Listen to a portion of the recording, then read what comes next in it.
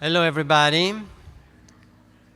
Thank you for joining us tonight, and welcome to the 2025 In Vitro Biology Meeting. My name is Piero Baron. I am the president of the society, and it is my pleasure to welcome you to this year's meeting. If this is the first time, welcome. If it is not the first time and you already attended prior meetings, welcome back. If it is the first time, I would strongly encourage you to meet people, connect with people, and make sure really to interact with everybody that has years of membership with the society. This is the best way for you to really understand why members of the society have been members for a long time. So tonight we're going to have our keynote speaker, and then we're going also to celebrate different awards. So this is what we're planning to do with this event tonight. I really hope that you enjoyed the program so far, both today and yesterday. Yesterday we had a series of workshops that I thought that were extremely informative, and the same is true for the sessions that we had today. Keep checking the program, and now I'm going to invite on stage Alan Wang from MAWNT BioOps and IP Strategies. He is the 2025 program chair, and please join us on stage. And I would like also to thank Alan, and I would like to thank also the committee that put together the program for this year. Yeah, thank you, Piero. And thank you all for coming. I hope you've been enjoying the meeting so far. Just a few logistics notes to remind you to help make this experience as positive as possible. First of all, I'd like to acknowledge, as the head of the 2025 Planning Committee, the contributions, donations received from companies and organizations and exhibitors for their support of the scientific and education programs at the meeting. I'm not going to go over all of them. A complete list is found in your app and also in all the different papers. I do hope that you do go to the room to see all our exhibitors, talk to them. They have some great stuff, and thank them for their participation here.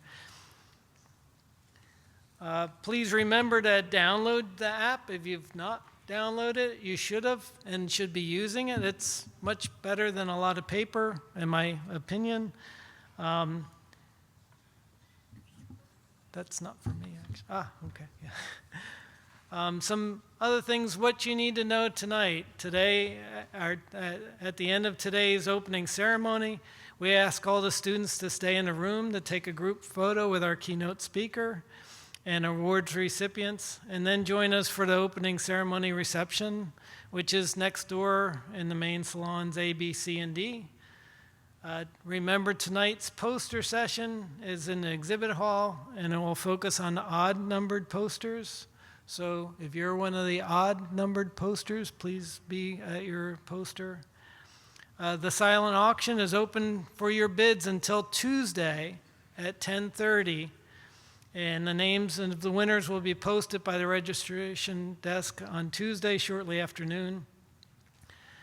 Exhibitors, again, these are people you should be stopping in and seeing and talking to. They'll be available tonight until 7:30 and through Tuesday. Again, please visit them, and you can fill out the evaluation card to be eligible for a $100 door prize. I don't know why you get a $100 door, but anyway. But details are on the evaluation card and in the mobile app. Again, you can do it all with the mobile app.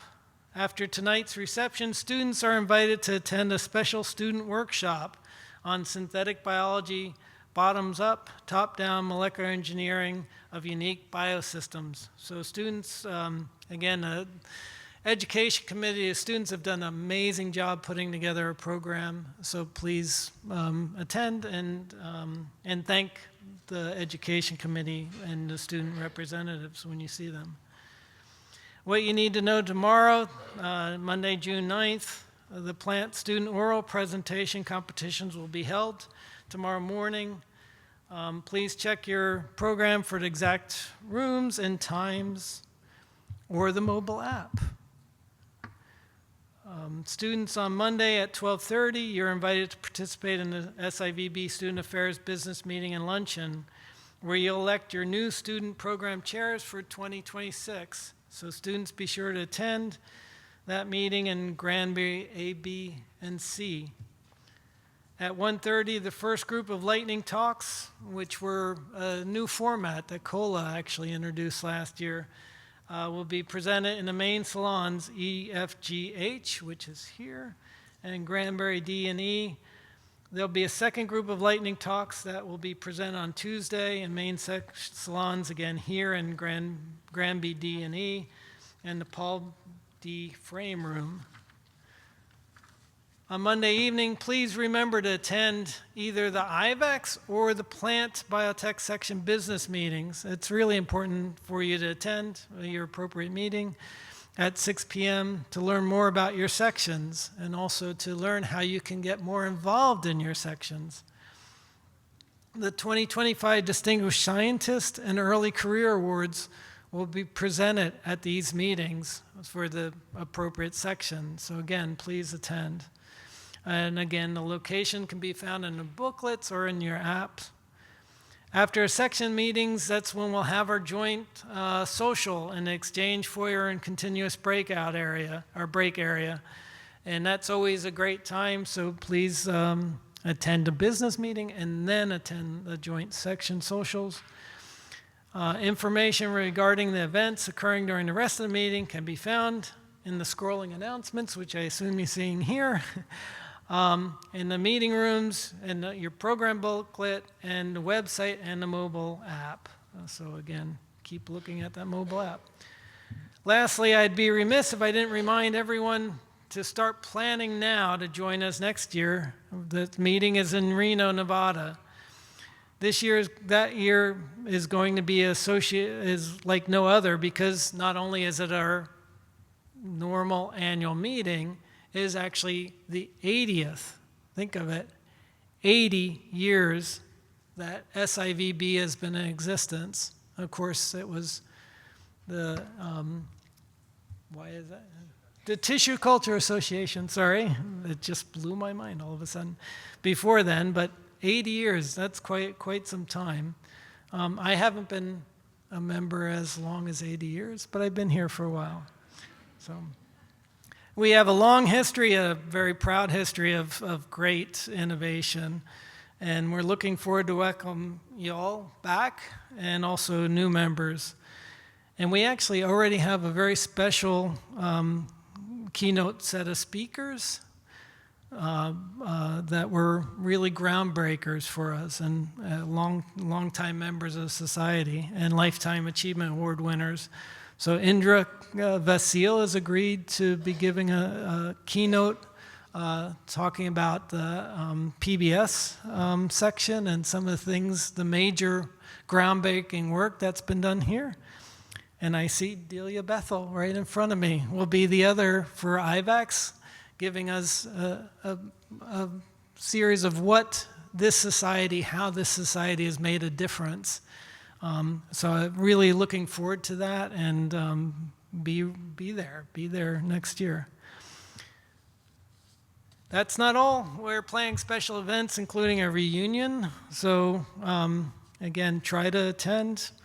Special discount registrations are available at the registration desk, so you can actually already be registering. And contributions are being accepted to support this event. So mark June 6th through 10th. It's already there. You can already put it on your calendar to join in Reno. And lastly, for announcements, thank you for your time, for being here with us. And on behalf of SIVB, I hope you will enjoy yourself at this extraordinary scientific event. And with that, then I will introduce our keynote speaker.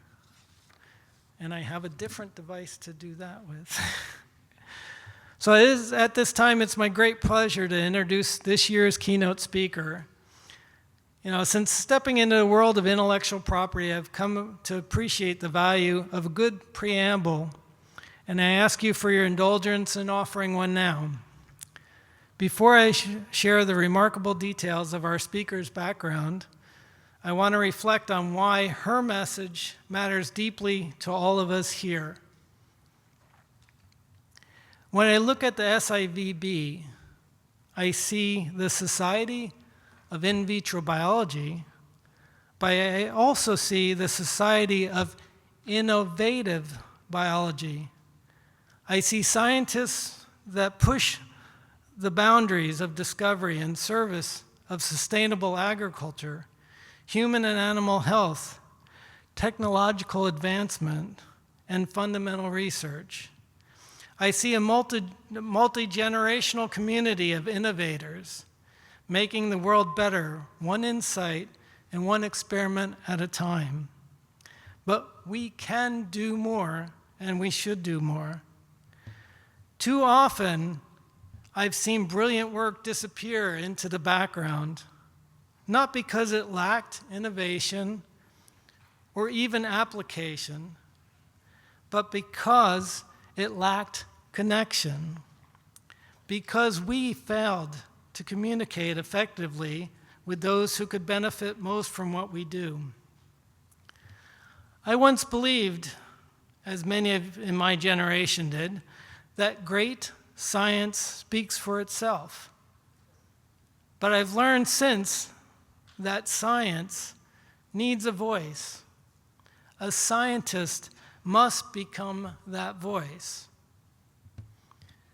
We are not only innovators in vitro biology, we must also be communicators of that innovation within our field, like at this meeting, and far beyond it.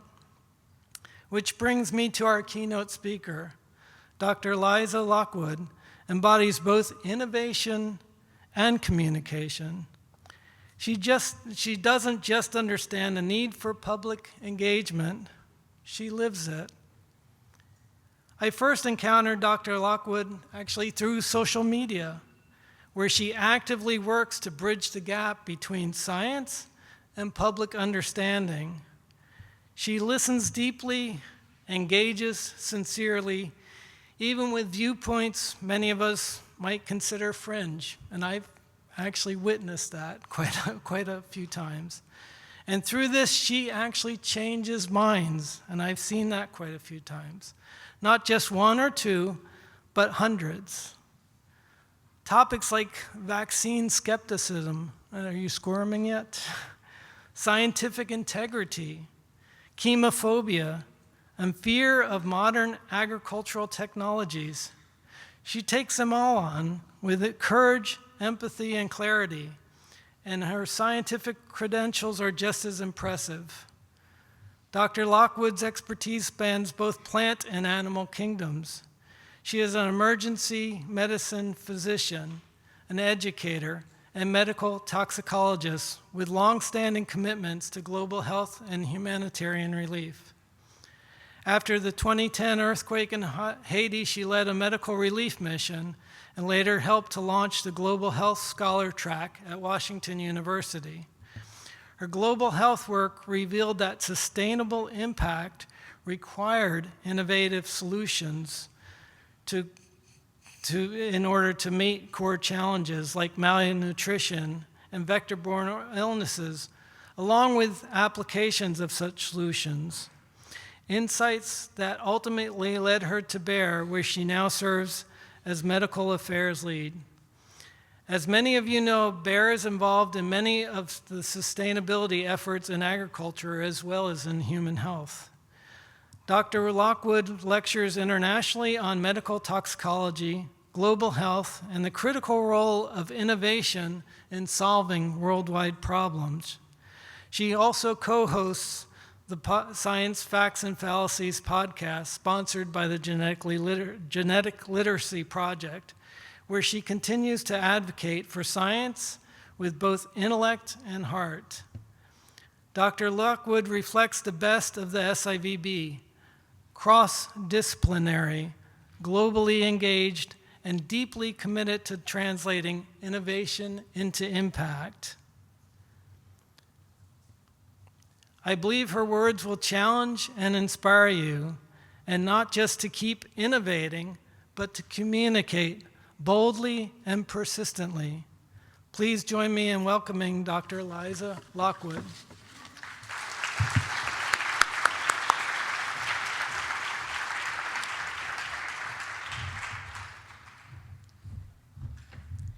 Thank you so much for those kind words. I'm very flattered. I appreciate that very much. So, I'm Eliza Lockwood. I'm the Medical Affairs Lead for the Crop Science Division of Bayer. And lots of people say, how on earth did an emergency physician wind up in agriculture? And I like to say that really agriculture is having a bit of an emergency these days, and so it's time for some intervention. Anyway, what we're going to do is go through this talk. It's really a One Health talk, and Bayer is a One Health company. We're the largest life science company in the world, and our motto is health for all and hunger for none. And I'm going to show you how that One Health idea has transpired over the centuries.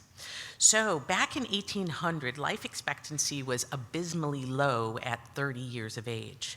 By 1900, the average person in the US lived to the ripe old age of 45. And 45% of our population farmed at the time. Most of them were subsistence farmers. Fast forward to 2000, and we had gained an unprecedented 35-plus year increase in life expectancy, and less than 2% of our population farmed. 5 public health advances of the 20th century made this possible. Water sanitation decreased the incidence of transmission of fecal microbes like cholera and typhoid. Fluoridation prevented tooth decay and led to improved oral hygiene and decreased incidences of diseases like rheumatic fever. Food security led to an unprecedented abundance of healthy fruits and vegetables that were previously unavailable to the larger population. Remember, in the West, 2% of our population farms. These professionals not only feed us, but export close to 25% of what they grow. They contribute an enormous amount to the global food security. Antibiotics offered a cure to previously deadly strep and staph infections. Vaccines eradicated smallpox and came close to eliminating polio and yellow fever. These diseases routinely killed children before their discovery. Vector control became the cornerstone for preventing outbreaks of infectious diseases of the Middle Ages, such as typhus and plague. It wasn't easy getting here, so how did we manage to pull this off? Let's take a trip down memory lane to see how it all happened. For millennia, outbreaks of pandemic diseases and infestations were thought to be the work of a wrathful God, delivered as a punishment for the sins of mankind. This superstition carried throughout the centuries. Outbreaks were often attributed to magic and witchcraft, whereas cures were attributed to religion. At the dawn of the Middle Ages, there were outbreaks of a debilitating illness called holy fire. People were stricken with the disease, endured excruciating pain, numbness and tingling in their extremities, followed by blackening of the skin and ultimately losing limbs. In 943 AD, over 40,000 people in France died during one such epidemic. The poisoning took on 2 forms: gangrenous, where people lost limbs, and convulsive, where people would seize and describe vivid hallucinations.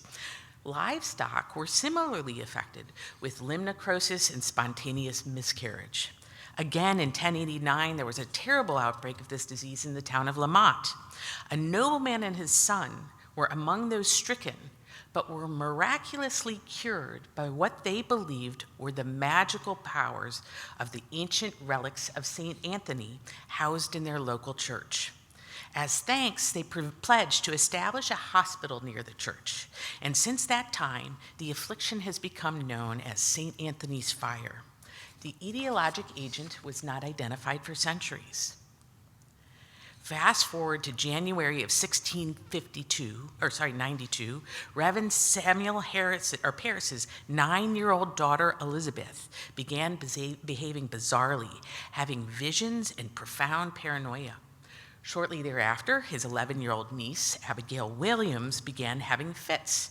Then an acquaintance, Alice Putnam, presented with similar episodes. The girls reported vivid hallucinations, and witnesses described seizures and delirious behavior. Suddenly, the Salem community spun into a frenzy, believing that witches had cast their spells on the young girls. Panic ensued. By the end, 200 people were accused of witchcraft and 20 executed. How is it that possible that the extraordinary behavior of a handful of teenage girls could lead to the execution of 20 innocent people? At the time, no one realized that the source of the illness could have been a fungal infection of crops brought about by the right weather conditions. Some people think that the girls from the Salem witch trials had ergotism. This dark structure is ergot, a fungal crop pathogen. Although there are several species of ergot, Claviceps purpura has had the biggest impact on human and veterinary health. Claviceps infects over 400 species of grassy weeds and important crops. The structure is called a sclerotium, which stores potent alkaloids to protect it from being eaten. As you know, fungi and plants can't run away from us, which is why they make their own endogenous pesticides to protect themselves. Ergot alkaloids fall into this category. Upon harvest, the sclerotia shed, landing on the soil where they stay through the winter. In the spring, the sclerotia will germinate to form mushroom-like structures and undergo a sexual reproductive stage that will produce spores. These spores are ejected and dispersed by the wind, deposited on a flower, where they infect an ovary and develop a new sclerotium. Once infected, a new asexual spore stage starts.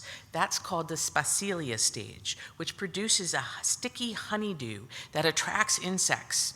As they look for more honeydew, the insects carry the ergot spores from flower to flower, causing new infections throughout the spring and summer. As the seasons get cooler, more sclerotia form, and the life cycle starts over again. Ergot is perhaps the most important crop pathogen in the history of pharmacology. Midwives used ergot to induce labor and control hemorrhage as early as the 1500s. When ingested, ergot alkaloids constrict blood vessels and smooth muscle by enhancing noradrenergic calcium influx into the smooth muscle myocytes. Once the pharmacologically active components were discovered, the drugs developed revolutionized obstetrics. Ergonavine was purified and became available in 1935, the first effective pharmaceutical for managing life-threatening postpartum hemorrhage, saved the lives of countless women. Ergonavine was soon replaced with the synthetic methyl ergonavine, which is still used in obstetrics today. Ergot not only revolutionized the management of postpartum bleeding, it also launched the U.S. war on drugs. This is lysergic acid diethylamide, synthesized from the naturally occurring ergot alkaloid, lysergic acid. Albert Hofmann, a Swiss chemist, first synthesized LSD in November of 1938 and put it on a shelf. 5 years later, on the 16th of April 1943, Hofmann took it off the shelf, spilled some on his fingers, and started feeling funny. He wrote, quote, "I lay down and sank into a not unpleasant intoxicated condition. In a dreamlike state with eyes closed, I found the daylight to be unpleasantly glaring. I perceived an uninterrupted stream of fantastic pictures, ordinary shapes with intense kaleidoscopic play of colors. After some 2 hours, the condition faded away." 3 days later, Hofmann intentionally ingested a whopping 250 micrograms of LSD, and this day is now known as Bicycle Day because he began to trip as he rode home on his bike. This was the first intentional use of LSD to hallucinate and launched the psychedelic movement that became associated with hippies around the world. LSD is a tryptamine and has structural similarities to serotonin. Serotonin agonism is associated with elevated mood, which is why selective serotonin reuptake inhibitors, or SSRIs, are used in mood disorders like depression. LSD's major mode of action is serotonin receptor agonism in the brain. Because of this, there's been a recent renewal of interest in tryptamines as potent antidepressants. That said, there needs to be some pharmacologic tweaking to minimize the GI distress and the hallucinations that are associated with tryptamine use. It took a revolution in scientific thought to understand that this crop pathogen, which caused epidemics of limb necrosis, seizures, and spontaneous miscarriage in humans and livestock, could be used pharmaceutically to save lives and perhaps improve refractory depression. On to other plagues. It turns out that crop infections aren't the only threat to public health. Remember how we said that insects carry fungal spores from weeds to crops? They also transmit pathogens between species and people. Yersinia pestis, a gram-negative crocobacillus, profoundly shaped the history of the world. When a flea feeds on an infected rat, the bacteria multiply in its throat, rendering it incapable of swallowing. The hungry flea then lands on a person and has a feeding frenzy since it can't swallow. It repeatedly regurgitates plague bacteria into its host. The subsequent infection leads to bubonic, septicemic, and pneumonic plague. After inoculation, the plague travels through the lymphatic system and rapidly multiplies in the lymph nodes, resulting in massive lymphadenopathy, swellings that are called buboes. When the bacteria then enter the bloodstream, either through the thoracic duct or by direct inoculation into the microcirculation, septicemic plague begins, triggering the complement cascade, which results in septic shock. In fact, infected macrophages, white blood cells, travel to the lung, resulting in plague pneumonia, which is spread by droplets when patients begin coughing. Pneumonic plague has 100% mortality if not treated with antibiotics in 24 hours. Patients with the plague develop acral necrosis due to microthrombi, little blood clots, as opposed to ergotism, which results in necrosis of the limbs due to vasospasm. The blackening of the skin is how the disease got the name Black Death. The plague was one of the most notorious public health disasters ever recorded. It turns out that Ukraine played a star role in the outbreak. In the mid-1340s, Tartars laid siege to the Crimean port city of Kaffa, now known as Feodosia, in modern-day Ukraine. Plague broke out in the ranks of the soldiers, and in one of the first documented incidents of biologic warfare, they launched infectious dead bodies over the walls of Kaffa, sparking a disease outbreak that raced through the city. According to accounts of the epidemic, almost everyone who had been in the East fell victim to the sudden death after contracting this pestilential disease, as if struck by a lethal arrow which raised a tumor on their bodies. The scale of the mortality and the form it took persuaded those who lived, weeping and lamenting through the bitter events of 1346 to 1348, that the last judgment had come. Nothing stopped the spread. Plague doctors examined patients in medieval hazmat suits, the original PPE. The disease ravaged Europe, wiping out approximately 50 million of the population, which had a knock-on effect of reducing the amount of land that was able to be cultivated due to shortage of laborers. This led to widespread food insecurity. Up until the 20th century, there were limited options for controlling the global pandemics of bubonic plague. The predecessor of the World Health Organization was established in Paris, specifically tasked with developing protocols to address plague outbreaks. These protocols were rudimentary and involved isolation and incineration. Like with COVID, the strict implementation of these protocols resulted in significant resentment from the communities affected. Relief came with the 20th century scientific breakthroughs that led to the development of new chemistries which could keep plague at bay. This included the discovery of antibiotics, insecticides, and rodenticides. As you can see from this map, plague is endemic to many parts of the world, and the reason why there are not more outbreaks of these pandemics is because of this control. So how did we make these discoveries?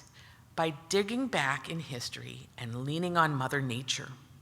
Around 400 BC, the Persians discovered that the simple daisy had a superpower that changed the world forever. Remember, plants can't run away from you, so they defend themselves by making their own natural pesticides. This common daisy, Chrysanthemum cineifolium, produces pyrethrin, a naturally occurring insecticide that modulates sodium channels on the nerves of insects and paralyzes them. We don't have the same kind of sodium channels, so it doesn't bother us. Worldwide militaries paid close attention to the insecticidal properties of plants because it turns out that one of the leading causes of death in the military is insect-borne illness rather than war wounds. For example, when Napoleon invaded Russia in 1812, he went in with over 400,000 men, and by the end of the Russian campaign, he came limping out with less than 4,000. The conventional wisdom was that these soldiers all died because they were overwhelmed by the Russian winter. Napoleon invaded in June. About 15 years ago, during an archaeologic excavation, a mass grave of Napoleon's soldiers was uncovered. And when they exhumed the bodies and examined them, they realized the soldiers had died of typhus, a louse-borne disease and completely preventable with modern insecticides. We have taken pyrethrins and made them even better by using principles of organic chemistry to make them more stable in light and less allergenic. Pyrethroids combine Mother Nature's backbone with human ingenuity to create chemistries that prevent malaria, treat lice, and control the expansion of invasive insect species like the Aedes mosquito, which carries dengue, a hemorrhagic fever, and yellow fever, which causes liver failure. This expansion is being quickly aided by global warming. Now imagine this, if you could find a gene in those plants that conferred pest resistance and transfer that gene into those crops, you might not need insecticides. But that kind of science is not particularly popular. We can talk more about that later. Fleas are only part of the problem. What about rats? Well, that leads us to another One Health type story. In the early 1920s, Wisconsin farmers were faced with a puzzling problem. Their cattle started dying of massive hemorrhages. In February of 1933, a farmer by the name of Ed Carlson got fed up with his cows dying without an explanation, and he loaded a dead cow onto his truck along with a bucket of blood that wouldn't coagulate and brought them to the Wisconsin Alumni Research Foundation, where they discovered that naturally occurring coumarin in sweet clover is converted by mold, a fungal infection, in hay to dicoumarol.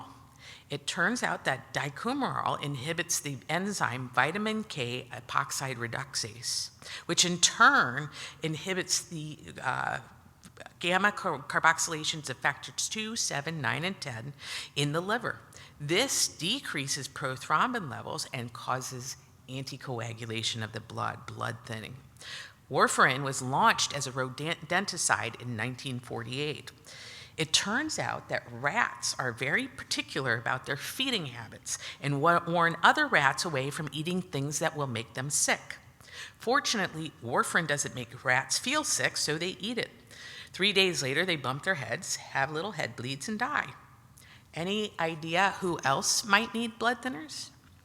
It turns out that people with atrial fibrillation, which is an irregular heartbeat, greatly reduce their chance of stroke with anticoagulation. It was also thought in the past that anticoagulation would help prevent ischemic heart disease, coronary artery disease, by dissolving a little clot in the coronary arteries.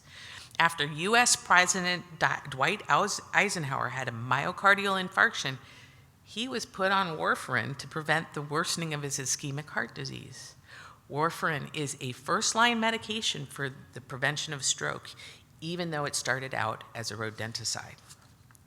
Fortunately for us, vitamin D, the same vitamin D that you make when your sunshine hits your skin, is a rodenticide. That's right, our very own bodies make a pesticide. The same vitamin D that people are selling at extraordinarily high prices to treat COVID. Vitamin D causes hypercalcemia in rats, so high calcium levels, and has now supplanted warfarin as a first-line rodenticide. So how do we prevent the plague from causing another pandemic? All it takes is a little bit of vitamin D and some synthetic chrysanthemum spray, which are both pesticides and critical for public health. So let's revisit the Salem witch trials. Even men who are way ahead of their time can get trapped by pseudoscience. This is Cotton Mather, a brilliant man of science who introduced variolation to Boston during a smallpox outbreak and demonstrated that with this practice you could reduce mortality from 14% to 2%. Interestingly enough, he also researched corn hybridization techniques and was so ahead of his time that his work was featured in a 1934 edition of Nature. Despite his commitment to science, Mather still let superstition guide some of his decisions. This is his account of being a judge in the Salem witch trials. We are facing a similar dilemma with the rise of alternative medicine, vaccine hesitancy, and the romanticization of subsistence farming. So let's close the loop on how far we've come in our approach to plagues. It turns out that we have scientific explanations for these and solutions as well. The plague of water turning into blood. We now know that red tide is caused by an overabundance of dinoflagellates, not blood. We know that red tides produced by Carina brevis algae produce brevetoxin, which is aerosolized in bubbles and concentrates in shellfish. This not only causes large fish kills, but people who eat contaminated shellfish develop neurotoxic shellfish poisoning. Brevetoxin activates sodium channels, causing peripheral nerve depolarization, which results in paresthesias, tingling and numbness and ataxia, which is inability to walk, as well as nausea and vomiting. The use of fertilizers do impact some types of red tide. What if we found a gene in corn or in bacteria that would make it possible for plants to fix their own nitrogen? What if we didn't need fertilizer? By the way, that gene does exist. Recently in Mexico, researchers discovered a variety of corn growing at a much higher altitude than was expected. They found that the roots of the plant were covered in a thick gel, which provided a rich source of nitrogen to the plants. Now imagine putting that gene in another plant so we could reduce the need for nitrogen fertilizers. Pretty remarkable stuff. The plague of amphibians. The cane toad was introduced to Australia as an all-natural solution for controlling cane beetles that were eating up the sugar cane crop. It turns out that the toads were too fat to jump high enough to eat the beetles, and because of their inherent toxicity, they produce cardiac glycosides in their parotid glands. Their natural predators tend to have cardiac arrests after eating them. So they have proliferated wildly and have become an invasive species with devastating impacts on native wildlife. We use the cardiac glycoside digoxin as a pharmaceutical in the treatment of heart failure.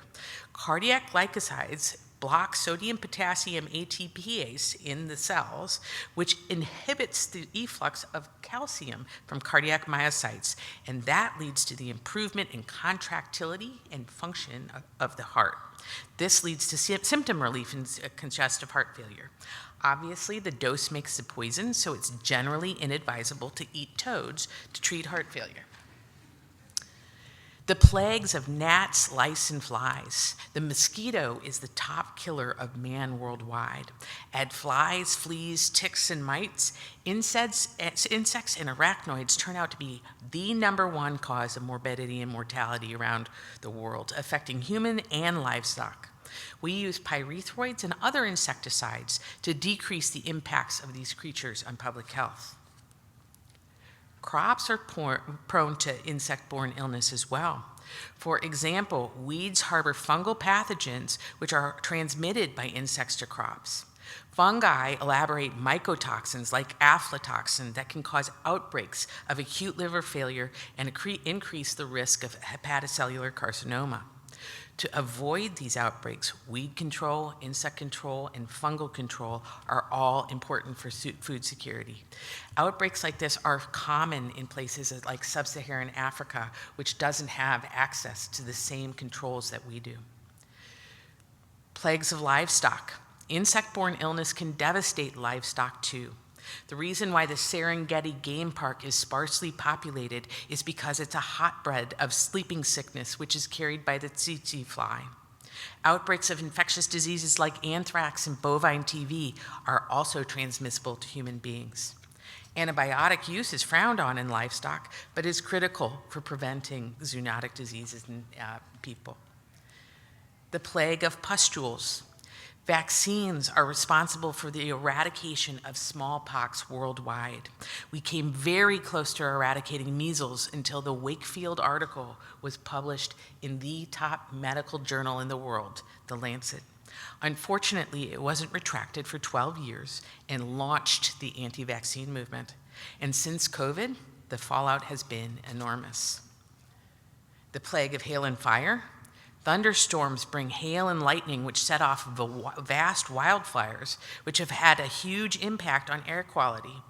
Wildfire has led to an incredible loss of life and property across California, as recently as just a few months ago, Australia, Portugal, and Spain.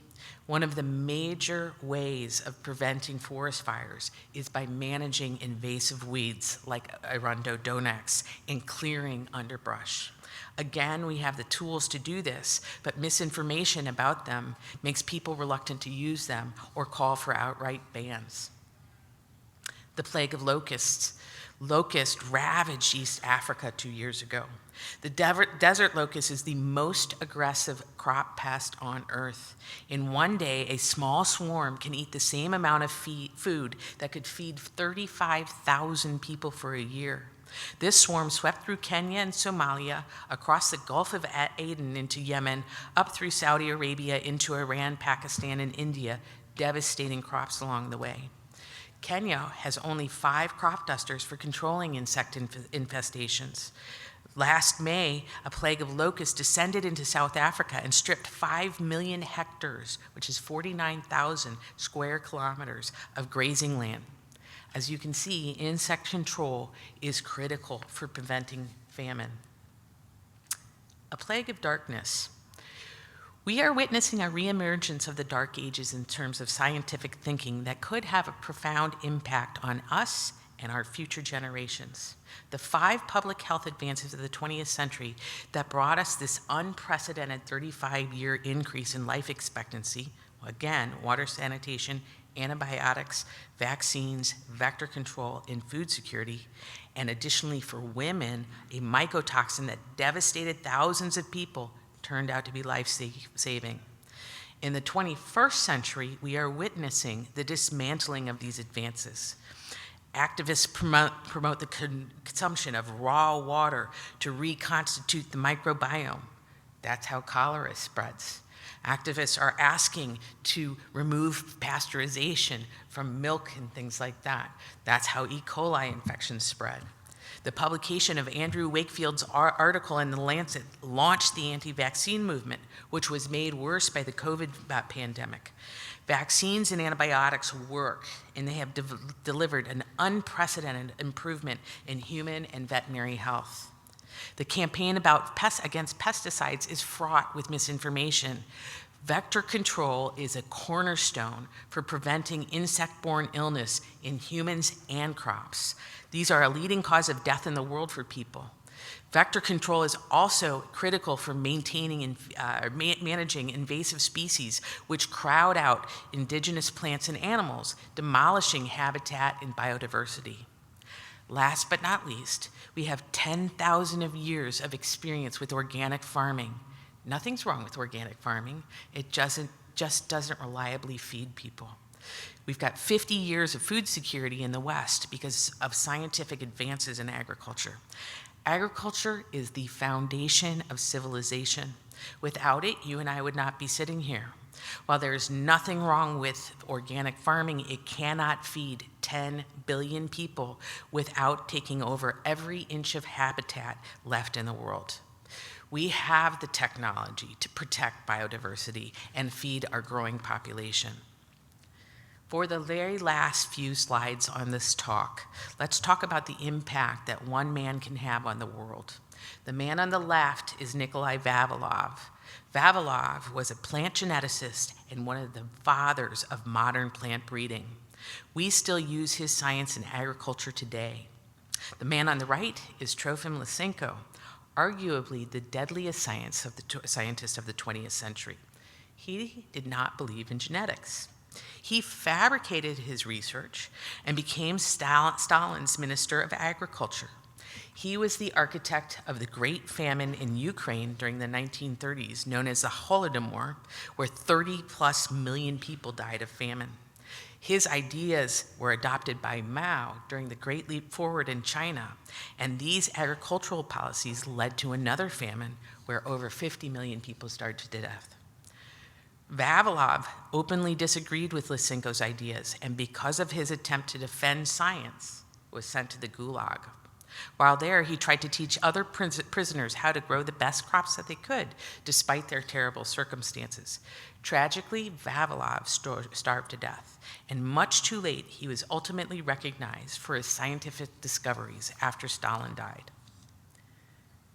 This man, on the other hand, grew up as a subsistence farmer in Iowa. He is responsible for making discoveries in plant breeding that fed 1 billion people. His name is Norman Borlaug. He won a Nobel Prize for his work. He is the reason why Paul Ehrlich's prediction that the human population was going to outstrip the food supply did not come true. His scientific advances drove the Green Revolution and improved worldwide food security. Isn't it amazing what an impact one man can have on the world?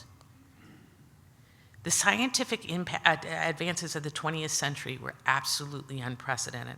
Again, in 1900, 45% of the population farmed, and the average life expectancy was 45. By 2000, 2% of the population farmed, and we gained an unprecedented almost 35 years in life expectancy, despite two world wars and several mass famines. This was because of these 5 scientific advances in public health. Unfortunately, we're at a crossroads of superstition and science in agriculture and medicine. Believe it or not, there's common ground, and that common ground is pursuit of the truth. Science is the tool that can shine a light on reality, regardless of ideology. So I have a challenge for you. Be a beacon of light in the face of the dark. Tell the truth. This is our Garden of Eden, and your job is to keep it alive for our children. Thank you.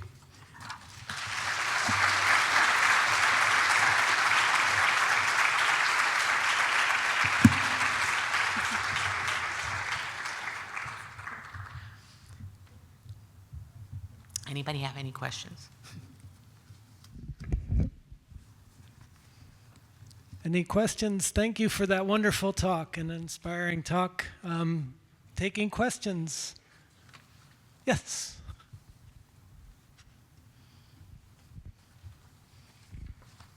Hi, thank you so much for such a wonderful talk. It's, as everyone in this room knows, very pertinent. I'm someone that really deeply believes in science communication, and I've thought a lot recently how to approach talking just to your average, everyday person who doesn't have a background in science and finding that common ground, and like you said, trying to be the beacon of light for science. Can you give me any examples of how you would approach a conversation with someone who might be afraid of, say, GMOs or other scientific advancements that, in my opinion, are critical for keeping the world healthy. That's right. So one of the things, there's a lot of mythology that goes around there. And one of the tricks for figuring out how to communicate complex scientific ideas is to try to understand the concerns that your audience has. And this is one of the things that I really learned from the COVID experience was, for the first time, physicians were feeling like ag people have for the past 25 years. So ag people are like, we know GMOs are safe. We know biotechnology is fine. We know pesticides, when you use them, according to the label, are not going to cause problems. Why is the public health world talking about these as being so bad for people and, romanticizing subsistence farming? Doctors, for the first time, realized with the whole COVID issue that, these mRNA vaccines are revolutionary scientific advances. Theoretically, you could cure cancer without using chemotherapy using this platform. Really remarkable potential. But there was this big backlash. And when I look at how we communicated about science, Monsanto thought, science will prevail. Bayer thought science will prevail, and it certainly didn't when it came to the consumer. We put on our science hats and try to dump a whole lot of scientific data on people. And then when they don't understand that, we get a little annoyed. And doctors got very annoyed with people who did not want to take vaccines because they perceived them to be anti-science. But they had real, genuine questions. Is my previously healthy son going to get myocarditis? And when they were asked these kind of questions, doctors got impatient. And the reason why they got impatient was they were taking care of very, very sick people who were dying, and they saw that this was a light at the end of the tunnel. The vaccine was, and so but patients and ordinary people, for the vast majority of people, this was a cold, right? And they were out and they didn't know people who were dying, so they didn't see this mass kind of thing. The trick is to not get impatient with people who have questions and different ideas than you do. The trick is to try to understand what's making their concern and then address those concerns. And I think that gets people more into a middle ground. The other thing I try to do is I've got a talk called How Medicine Became Monsanto, COVID-19 and Pitfalls in Scientific Communication. And I try to get public health people in a room with growers and producers. Growers and producers tend to be conservative and rural. Public health people and doctors tend to be urban and liberal. I try to get rid of the politicization of that and tell them about the science behind GMOs and pesticides and the science behind the mRNA vaccine. And when you get them talking to each other, all of a sudden we've got common ground. We care about what happens to our kids. We don't want to put anybody in harm's way. We care about these innovations. The trick is not to go separate into your silo because you disagree with somebody. And sometimes there's some pretty difficult people you have to talk to. Because if you separate into your silo, you get into an echo chamber, and then all of the sudden, all sorts of policy gets made without you. So my ask of people is not to let the political persuasion of somebody who might have a different opinion than you do dissuade you from talking to them. Thank you. Kelly? You touched on my question already, but this meeting is an anomaly where plant and animal scientists come together. But historically, there have been a lot of silos and divisions. So in the One Health initiative, how do we gain equality or respect between plant and animal science to make the most gains in this segment or in trying to bring all of that together? Yeah, I think that that's a really good question and a really important question. Scientists often have, this is another thing about scientific communication. You've got your own expertise with a PhD level of understanding that is often hard for other scientists to understand, right? I think that bridging that by learning how to communicate in a more, so you're not down in the weeds of stuff, you're learning how to communicate in a more middle of the road explanation of what you do and why it's important actually can transcend those boundaries. I've found that I've worked in academia for a very long time, and then I'm now in corporate America. And I find that corporations sort of have this, for consumers, this big, trust us, we've done all the studies, that's all you need to know. And that's not enough for a lot of people, especially if they have a scientific background. But when you ask a lot of scientists to go convey some kind of information about a product and why it's important, they'll get into, receptors and mechanisms, and people will be like, I'm not sure I kind of understand what's going on. So there's a huge need for a middle ground of scientific communication. So scientists from different disciplines can learn from each other and then can pick ideas that they can use to apply to their own science. And just today, I talked to 3 folks who were in the human health section that had vastly different projects, but they were fascinating. And you could see how you could translate them into other ideas. So I think that if you can try to do that, that's a really important way of mitigating that. Thank you. Next question.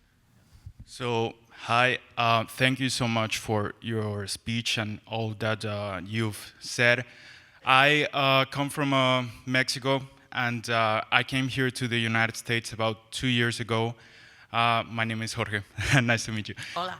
So here I've had the experience of learning science hand to hand, and it's really opened my eyes how, for me, it is the common language among all nations.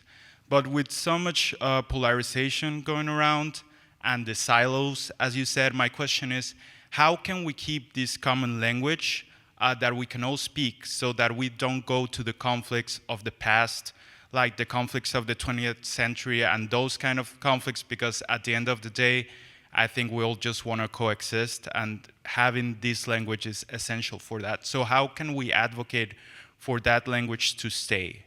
If you can, it requires a lot of listening to understand what other people's concerns are. And that's hard to do sometimes, especially when their concerns are not reflected in what's really going on in science. You just want to kind of dive in and say, well, let me tell you this. If you can find a common theme that sort of they can relate to. So for example, in Mexico, there's a lot of concern about GMOs, there's a lot of concern about pesticides. But Norman Borlaug started his work in Mexico and once again, it was able to take that work from Mexico. And so Mexico was a breeding ground for great science and was able to take that to India and prevent a huge famine in India. So if you can find cultural ties that help build trust in a technology that's just different than this, let me tell you about the science, that often is a very effective way of people coming around and listening. Thank you. Next question. Hi, thank you. I was just going to ask, so in Canada, I'm not as sure as much as it applies to the US, but we're noticing like an aging population of producers and how that is going to have a cascading impact because it's difficult to draw people into agriculture there's a lot of reasons. And you had mentioned yourself like just the reduction in proportion of population that's involved in farming, but at the same time, the expansion of the availability of different food types. So I guess just because to me, it's similar, it could be similar in scope to the vaccine kind of trajectory, where we become just used to having that, and then the value in that is reduced, and we take it as a given. So my question is more, how you view that conundrum, if it exists, how you see it globally, and then ways that we can possibly address it or talk about it more or make it more of an attractive career for people to want to pursue? Yeah. I think Allison Van Eenenham, who was talking yesterday and today, really touched on some really important points. I think regulation is important, but regulation to the point where it actually harms farming has a big negative potential impact on populations.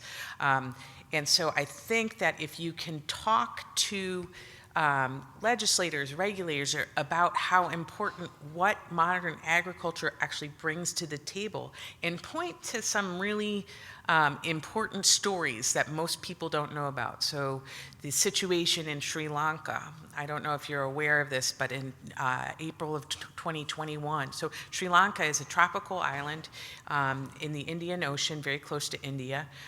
Its major export is tea. Ceylon tea, according to the Food and Agricultural Organization, is responsible for providing 71% of its food imports. So its food security is critically reliant on this crop. Anyway, in 2021, they banned all agrochemicals. There are a couple of different reasons for it, but there were activists saying that, you know, we should go all organic overnight and things like that.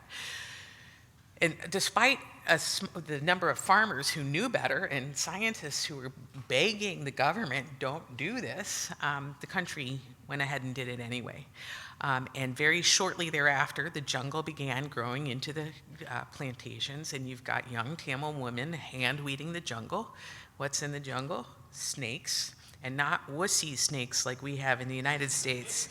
We have rattlesnakes and copperheads. Those don't bother us so much. They've got cobras and kraits and things like that. And the World Health Organization in 2017 claimed that snakebite is one of the leading neglected causes of morbidity and mortality, usually affecting young, healthy agricultural workers.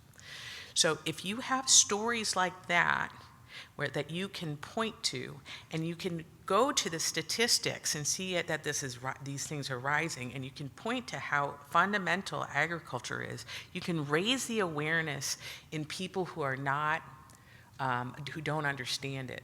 And it's not really a data dump. It's you're telling a story that resonates with people. And so if you can do the storytelling part, that is actually very persuasive. So you hear now, what's interesting about the political situation now is you've got this sort of marrying of the right and the left fringes, right?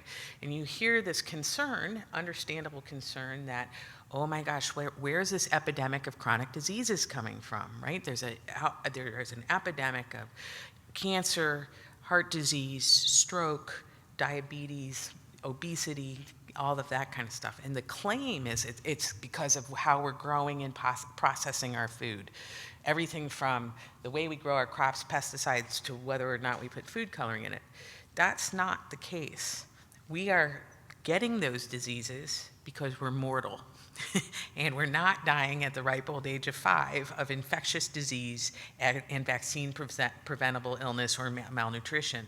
Now, while I think absolutely we need to go and investigate the causes of those diseases and try to really mitigate those problems, you don't want to throw the baby out with the bathwater and wind up having everybody go hungry. That's a way to get skinny really quick, right?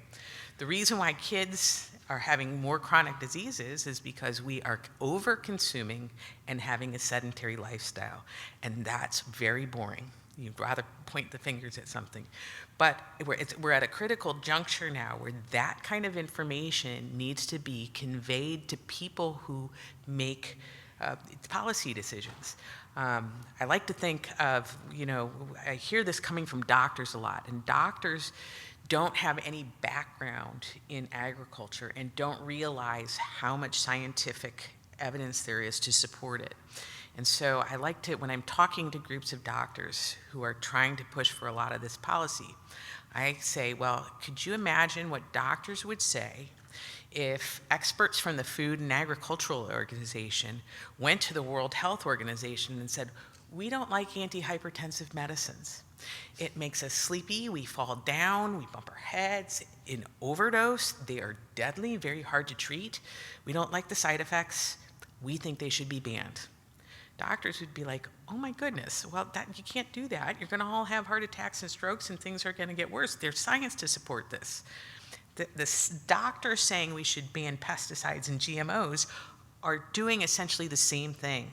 And so what I'm trying to do is get them to understand in their own terms how this comes off, and trying not to do it in a way that's condescending or hostile. It's just, have you thought about it this way?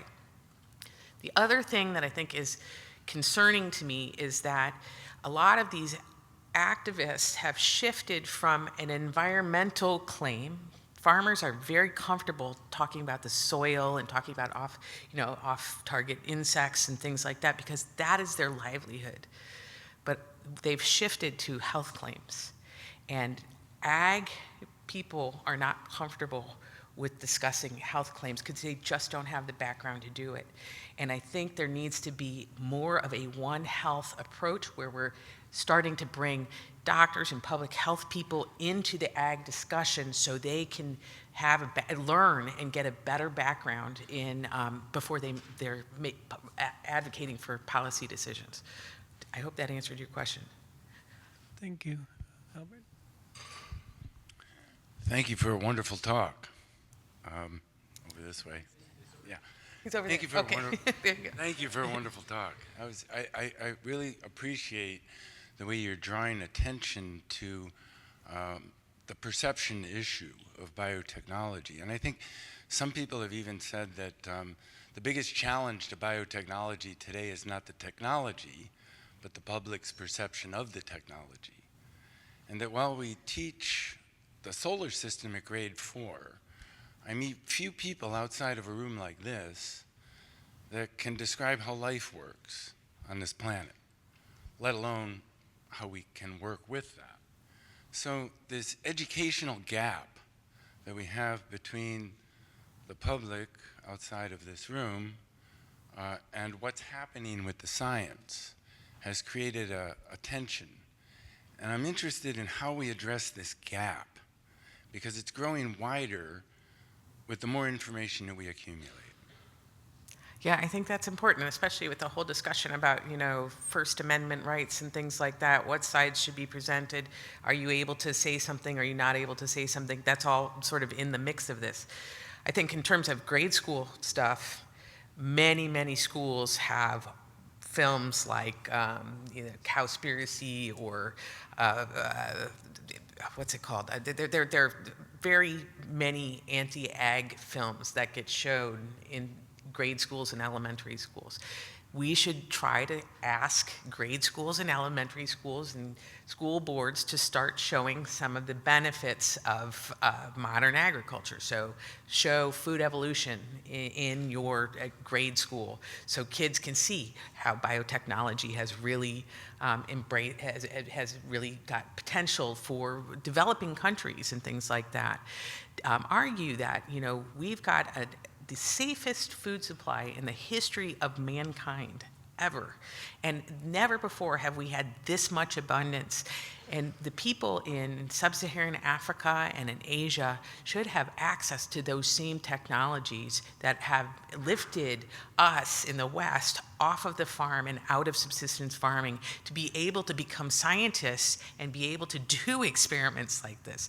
So that the potential for the education is really there, but we need to try to advocate for that at the basic level, at schools, K through 12, to get a little bit more balanced view about farming. So that's one thing.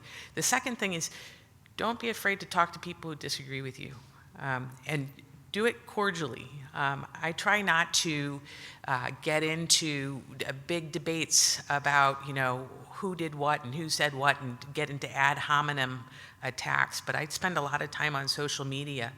And my first experience on X with these spaces, which are live discussions that I do weekly, but It was in the Elon bought X, Twitter, in October or November of 2022, and started releasing all the emails and things like that.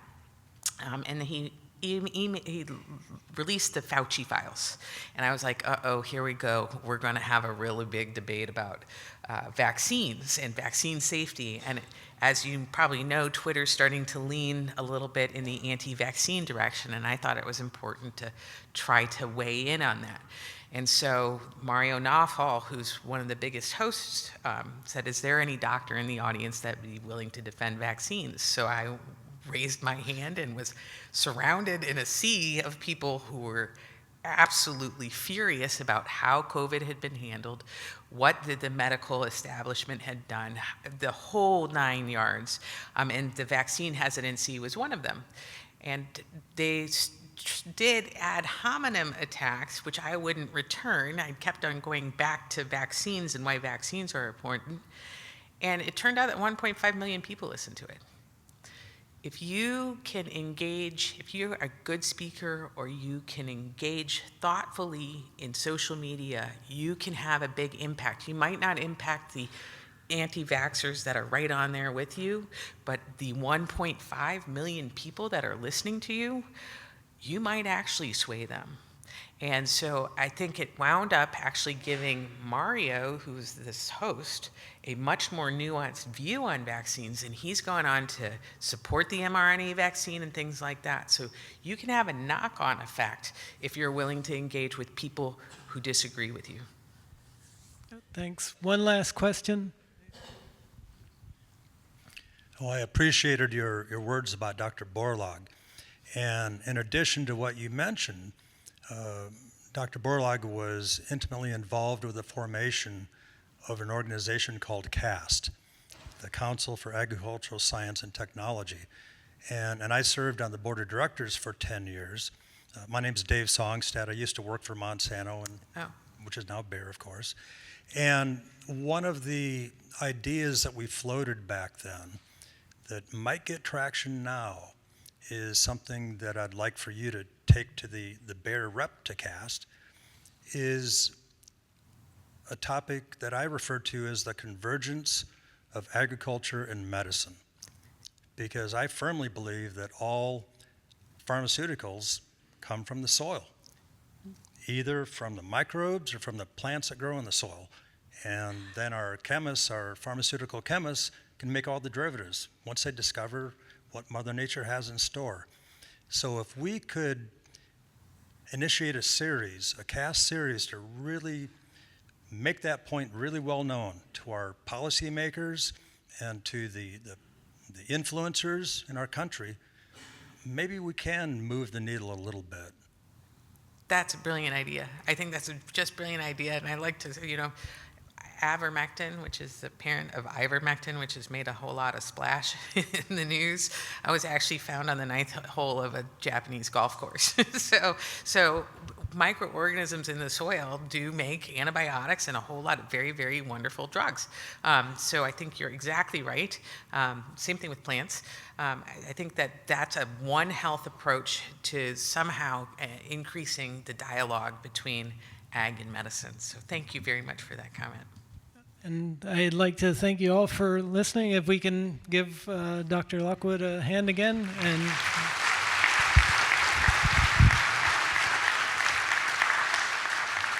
thank you all. I enjoyed it.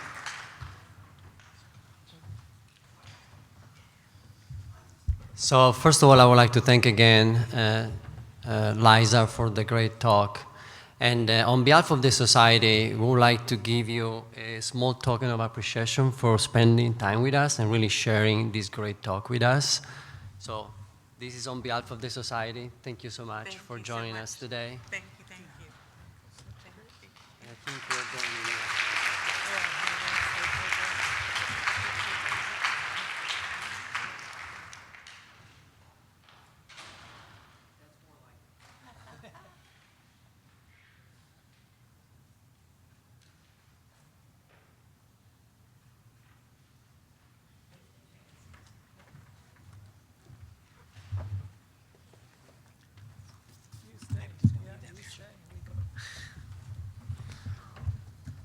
Well, once again, thank you, great talk. I don't remember exactly who.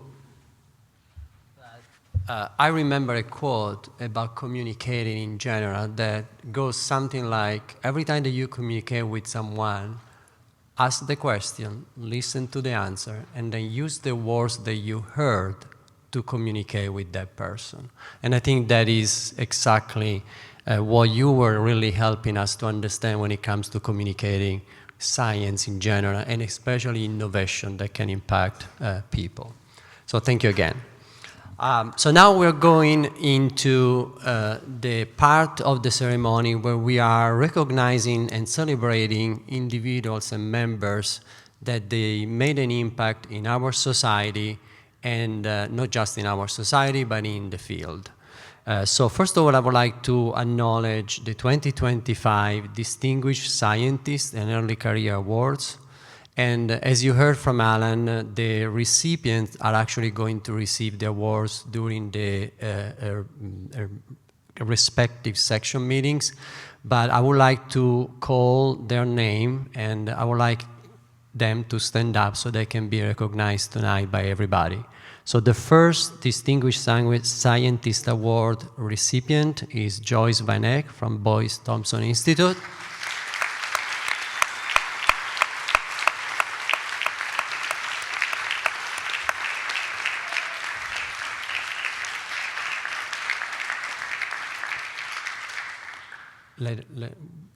We can do later.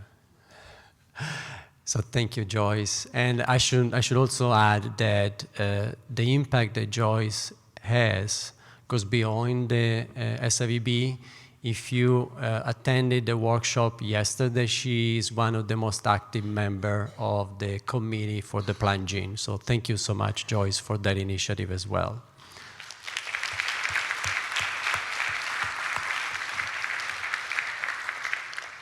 The second recipient is for the Early Career Award is being presented by to Nathan Vo from Wilfrid Laurier University. Unfortunately, Nathan is not going to be able to join us today, so we're going to send the award to him. But I would like still to acknowledge Nathan for the Early Career Award.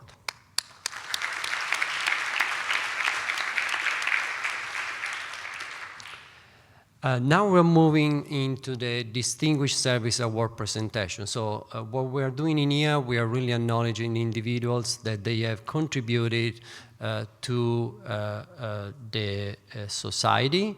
And those are individuals that, as president, I identify as for the 2025 members that really actively contributed for the activity of the society for this year.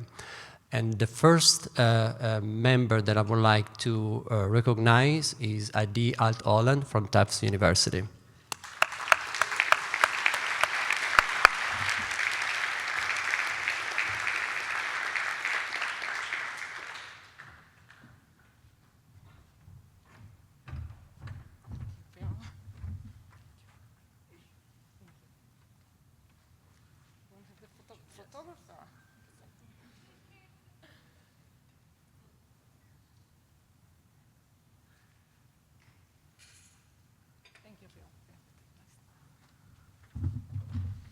And Idea has been a very active member of the society. She is currently the past president, but she had multiple, she covered multiple officers in the society. The second person that I would like to recognize, unfortunately she's not able to attend the meeting, but her name is Anissa Belfemi Stone from Nixon Peabody. So thank you, Anissa.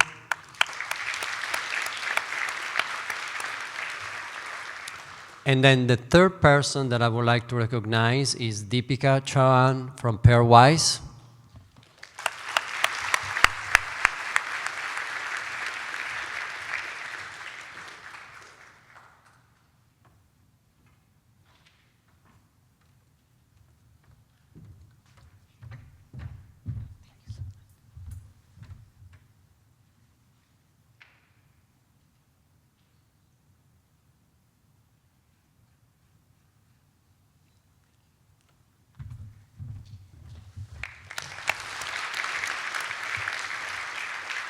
And Deepika is the chair of the membership committee, and she's also the member that really started the mentorship program that we launched this year for the postdoc that we call Match. So thank you again for your activity and contribution, Deepika. The next person that I would like to recognize is Alfred Ho from University of Florida. And if he's in the room, yep.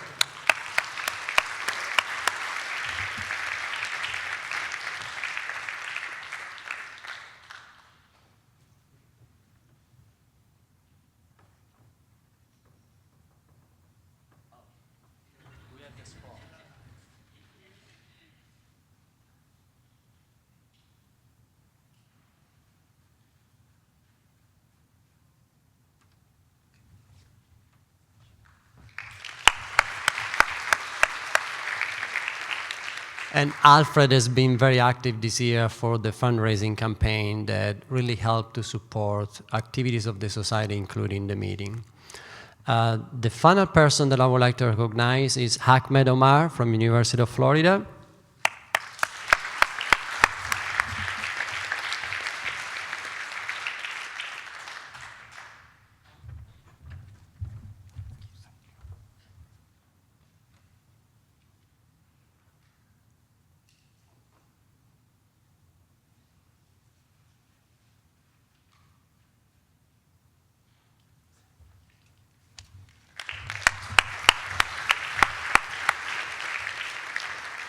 And Ahmed is going to be the program chair for 2026. So if you have topics that you would like to see covered next year, talk to Ahmed.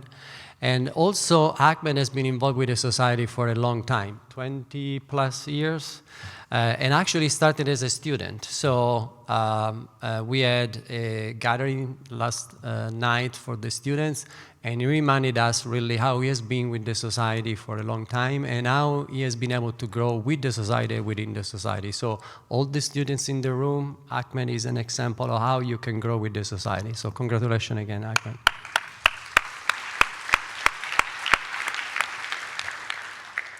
Okay, so now we're going to move to a first for the society because we're going to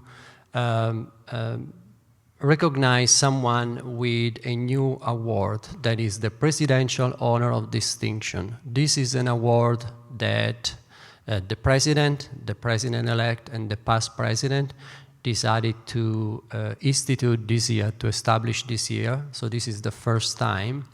And the award has been really established to recognize an individual that has contributed, that has really impacted the society and the advancement of the society through time. We're really looking at someone that impacted the society with dedication, advocacy, and we're not just looking at the impact in terms of number of years that this individual has been a member, an active member, a dedicated member of the society, but we're really looking at the impact that this individual had on people and the legacy that this individual left in everybody that she mentors and interacted with. So really with this award, we are offering not just the recognition of dedication, but we're really offering a sign of gratitude for everything that this individual did for the society. And the award goes to Barbara Doonan.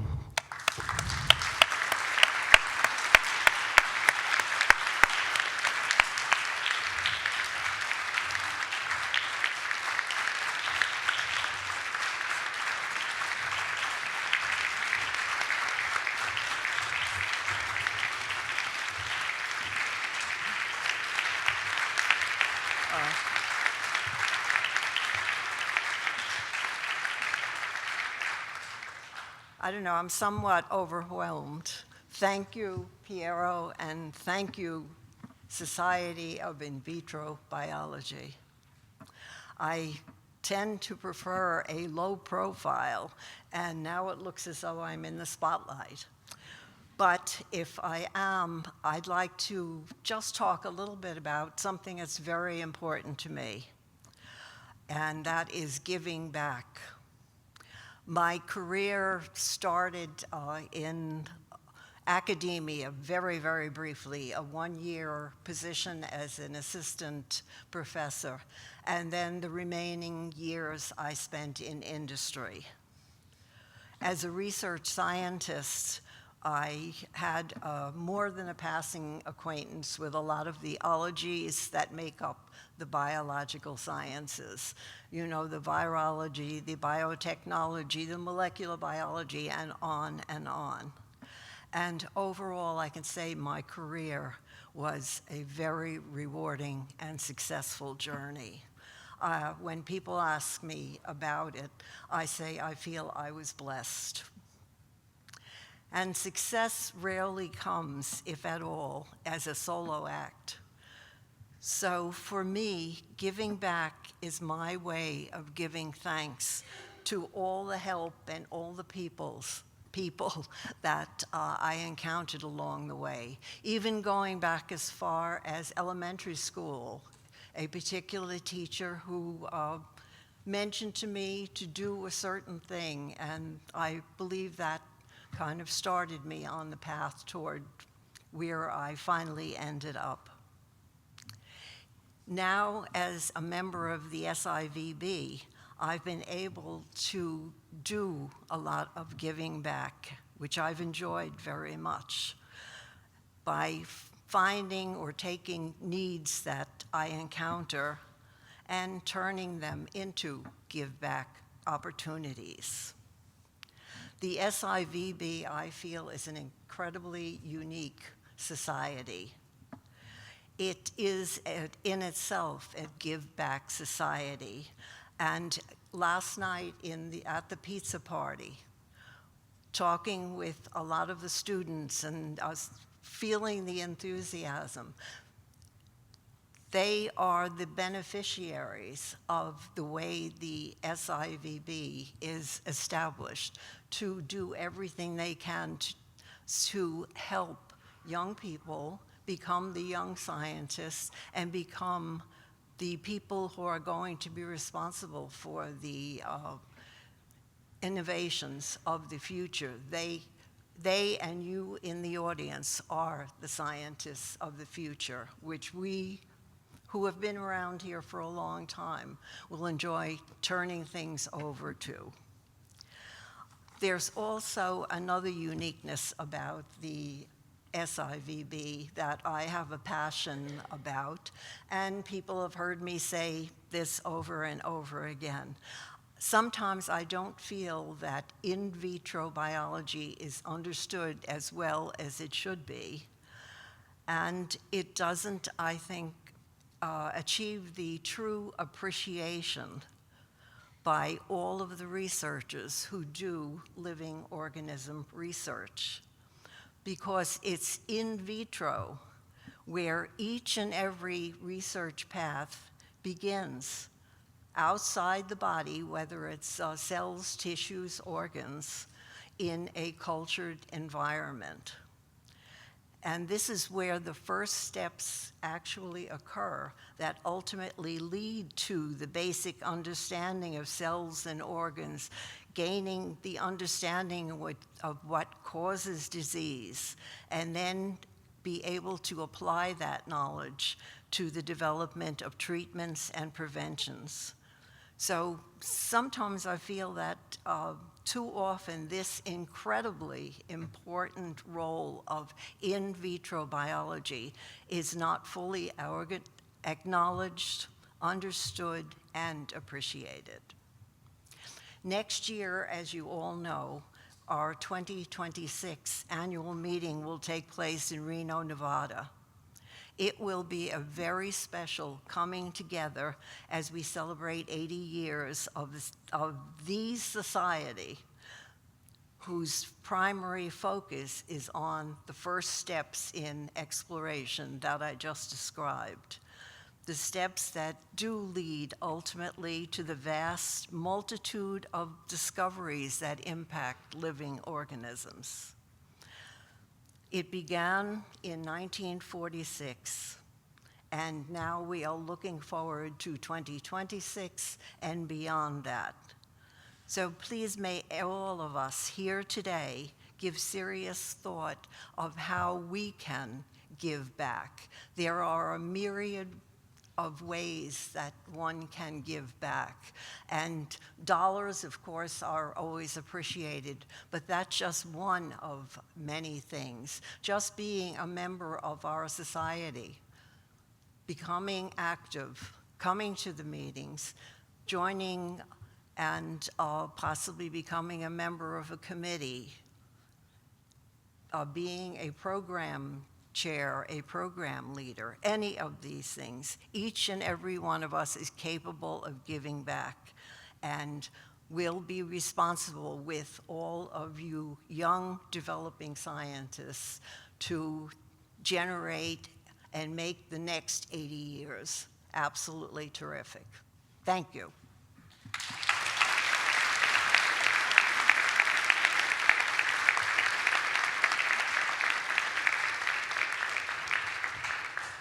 Since you don't like the spotlight.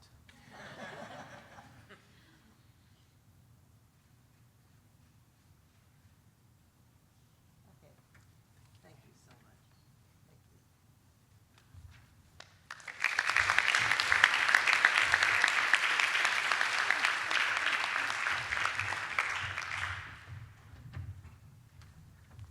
So in my brief introduction, I mentioned dedication and impact and mentorship, but I forgot one thing that actually Barbara reminded me as herself, passion.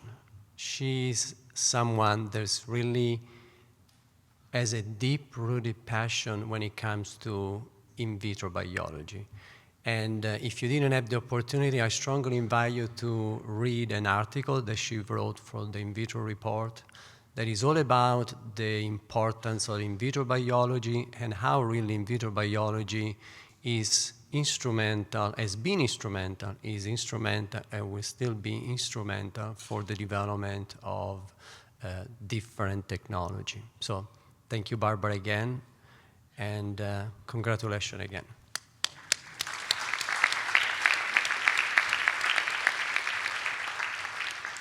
Okay, so now we're moving to the last part of this ceremony. And in this last part, we are recognizing with the Lifetime Achievement Award individuals that really had a long-lasting impact in the field. So without any further ado, I'm going to invite on stage Nancy Reichert so she can introduce the Lifetime Achievement Award.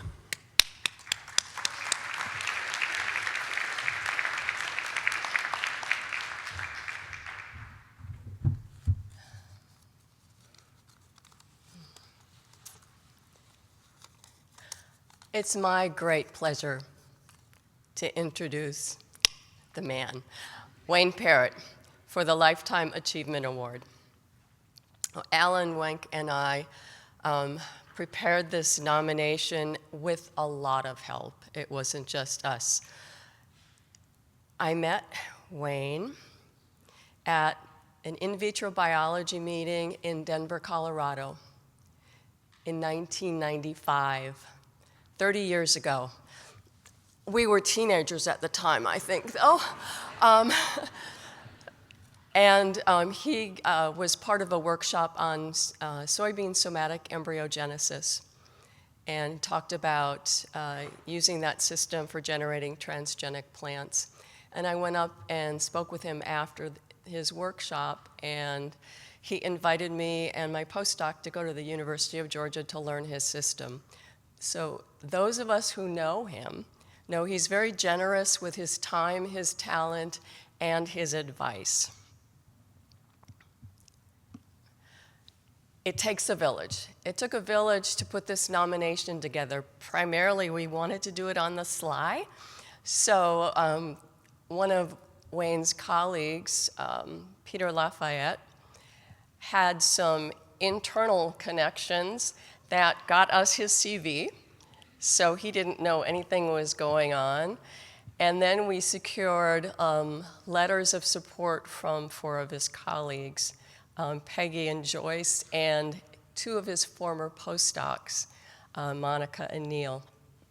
We also wanted to include some pictures of him at meetings over the years. So we've got great help from 3 people, Jerry Ranch, Dwight Toms, who's always with a camera, and Michelle herself.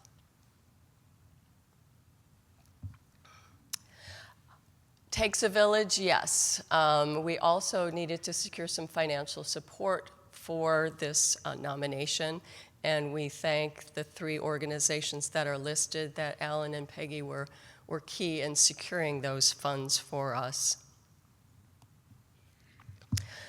For those of you who don't know Wayne, this is a very brief biography. He's been at the University of Georgia since 1988, and he has generated over 130 referee journal articles, secured over $86 million in research funds, and he is a fellow of our society and is also a fellow in 3 other societies. Distinguished Service Awards, he's received probably the most of any from the Society of In Vitro Biology and also from other organizations. So he's not just SIVB, he is out there in the science field.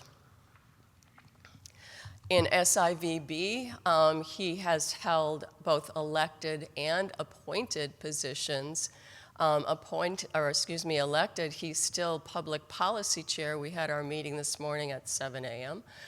and is actively engaged in the conversations that we all have to continually have with the public. And he's also, again, has been appointed to numerous roles in the society. I'm including quotations from his support letters. And so these next few slides are going to have these quotations in blue. These are directly taken from the letters of support that we received. And the bottom one, his work on soybean somatic embryogenesis enabled transgenic soybean production. In 2024, the United States grew soybeans. 96% of those soybeans were transgenic or derived from biotechnology, which was 83 million acres of soybean. So you look at the man. It says, Wayne is a thinker and a doer. Capitalize and. That's not my embellishment. That was in the letter of support. And he is obviously recognized worldwide for his excellence. And this picture is a little funny because I think Ray and I didn't get the memo that it was khaki night.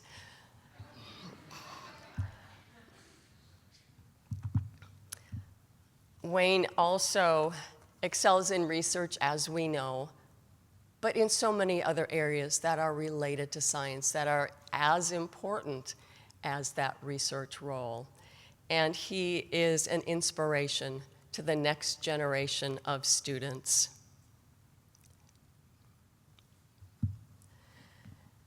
He is a highly recognized figure in plant biotechnology. And if you look at the pictures, they span 10 years, 2007, 2017. You're gonna see him in 2027, and he'll be in pictures that hopefully somebody will post. 2037? No, that's a no. Okay.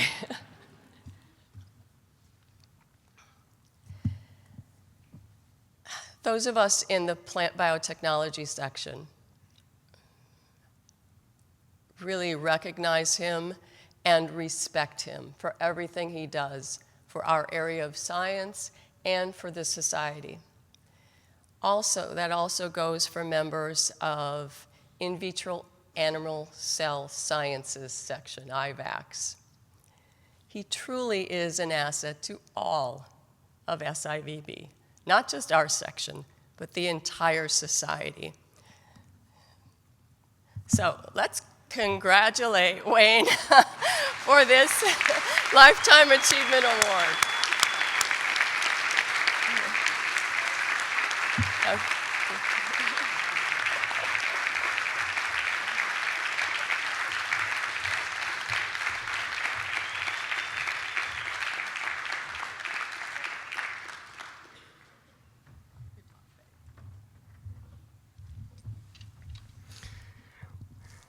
Wow, I think she said everything that needs to be said. No, seriously, it's good to see everybody here. Thanks for coming. And Nancy, for that introduction.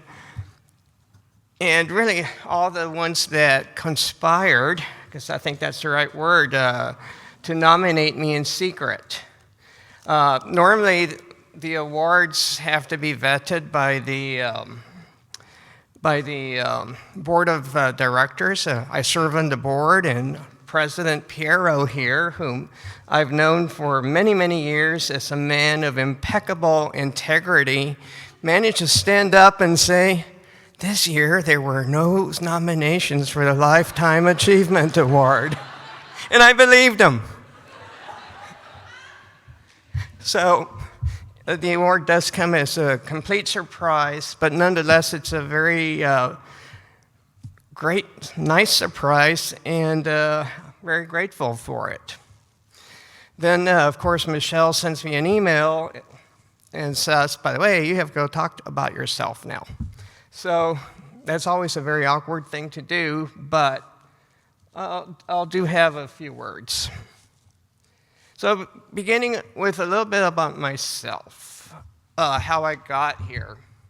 I was born in Guatemala City, and that's where I did, to a Central American family. Did my,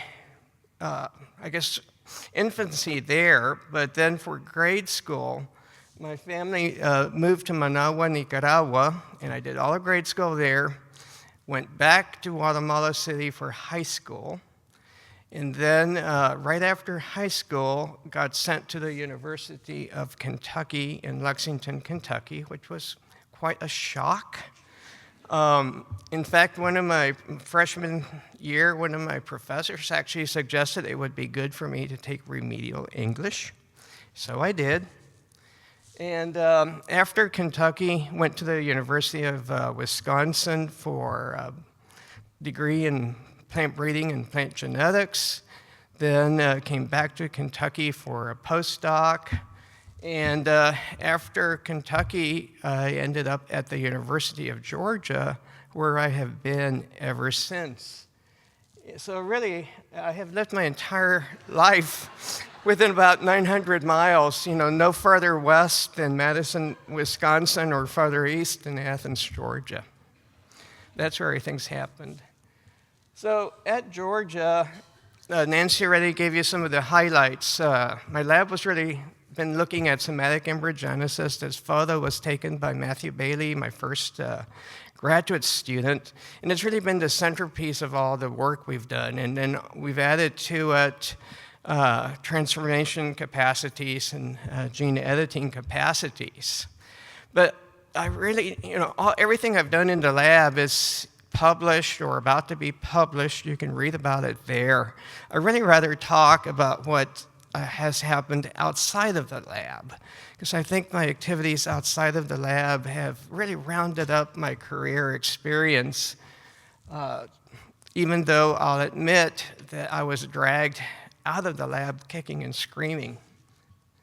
So there was an event that happened in October of 1999 that set the stage for events that were going to happen.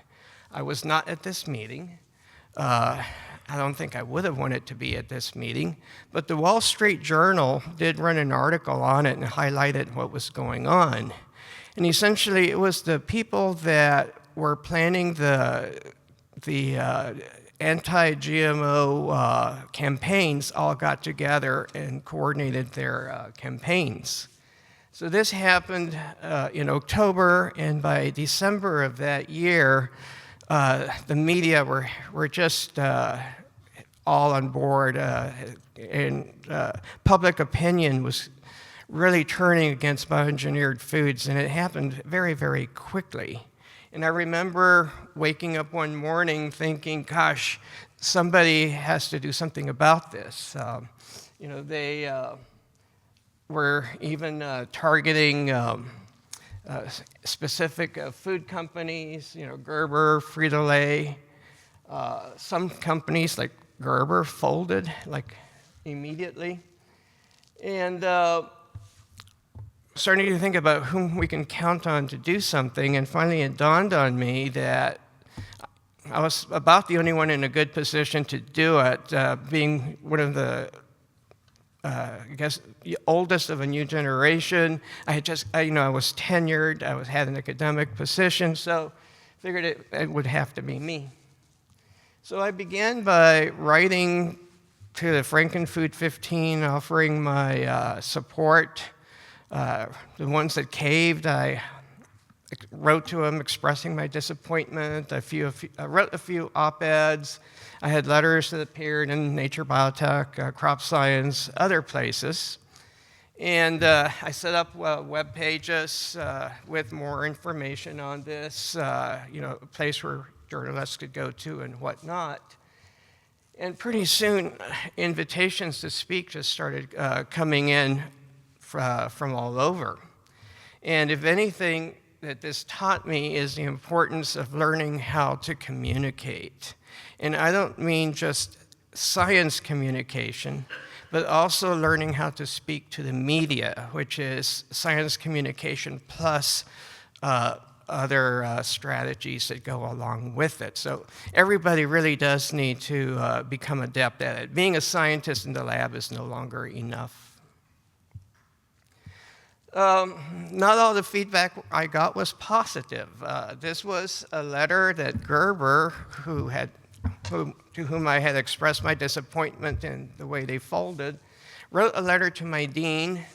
They were extremely unhappy with me and threatened to pull all their funding to the University of Georgia if they didn't shut me up. Fortunately, my university did not buckle. They backed me up. And they have been very supportive of all my outreach efforts.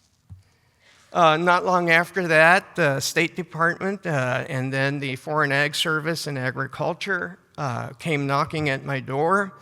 And over the years, they have sent me to over 40 countries to talk to some of the influencers in their own countries, whether it be judges or congressmen, whatnot. And that has been an amazing journey in and of itself. It could have been in its own career. Then I think there's been something special about every trip, but some of the bigger highlights was the week in the Vatican. There were 40 of us that got to go to the Vatican to give various perspectives on genetic engineering to a panel of cardinals that was there. And at the end of the week, the cardinals concluded that engineered food was consistent with the social teaching and values of the Catholic Church. And all of a sudden, we had one of the greatest social blocs on our side. Likewise, we had another week-long meeting that's spent with a group of Islam scholars trying to determine if engineered foods, how it fit under Sharia law. And at the end, they concluded that, yes, it is permitted under Sharia law, it is halal. This was testifying before the Senate Ag Committee, U.S. Congress. Here's another meeting we had in another Senate chambers. This was for the Netherlands. And this one I was more distracted with the building decor than I think I was with the meeting. And then there's this guy that came into my life, met him at SIVB, and he's probably had more influence on my career than he realized as he did. But at the time, he was with ILSI, which is an organization that looks at various nutritional safety issues with food. And they had established a food biotechnology committee within ILSI. They needed a science advisor, and through networking here at SIVB, he dragged me in. And that actually resulted in a whole wealth of studies on how to do best practices. And these actually are, to this day, are still used in many countries, especially Latin America, Southeast Asia. So that really has had a big impact. It also meant that I had to become familiar with regulations, something I never thought I would be a regulatory specialist at any point in time, but that's how it happened. So I've also, co-authored several perspectives on regulations, and with other colleagues, we wrote a guide on environmental risk assessment. It was specifically designed for the smaller governments in Latin America. There, they don't have full-time regulators that can dedicate themselves to just studying GMOs. Rather, today they might be doing a GMO, but tomorrow it's toothpaste, and the day after tomorrow it's shampoo and then aspirin. So they needed something that would build them up and give them the know-how on how to proceed. And that's gotten a lot of use, and we just came out with a version, that's an updated version in English. Also, whenever government agencies have requested public comments, I've always done my best to respond to those, either on my behalf or on behalf of SIVB, and I've had a lot of people within SIVB help provide and submit these. And when final regulations have come out, our comments are pretty much always reflected in the final regulations that do come out. So there is no doubt that public input affects the final regulations, and they will reflect whatever the input is. And many times it's the opponents that submit comments. Proponents like us remain silent, and we really cannot afford to remain silent. I did a rotation at NSF. I was a director for the plant genome research program. I was there 18 months. Some of you may have seen Diane Okamura walking around these couple days, but she was one of my mentors there and has continued to be so since then. And if there's one thing that all these activities have done is sort of drive home something we don't talk enough about, and that's the concept of a social license. And basically, everything we do as scientists does need to respect the social customs, the local culture, and the norms of whatever region we're operating in, or our technology, no matter how beneficial it may be, is simply not going to be accepted. So along those lines, I've been a member of the Coalition for Responsible Gene Editing. A couple of years ago, there were two of the major retailers in the US were threatening to boycott edited foods. And by coming up with a code of ethics, a code of conduct for the developers of edited foods, they have dropped their opposition to it. The other one is, this is a member of my lab that see where a soybean seed, probably transgenic, got stuck in his tennis shoes, and we discovered it rather by accident. And this is the way seeds escape from the labs, among other things that happen in labs, right? But the need for stewardship, and that would be really actions that scientists take to avoid violating the public trust. One big component of that is the concept of no seed left behind and no pollen grain should be floating around. So I've worked a lot with the Global Stewardship Group to come up with some guidelines for academics. They are not where they need to be, so that's still a work in progress. And finally, founding member of Plant Gene, which I'm super proud of and have great colleagues with Amy and Joyce and Vina and Kensub and Con and Nigel and Bill on it. So hopefully that has been, you as a community find that to be helpful. And last but not least, all the people who came through my lab. This award is theirs.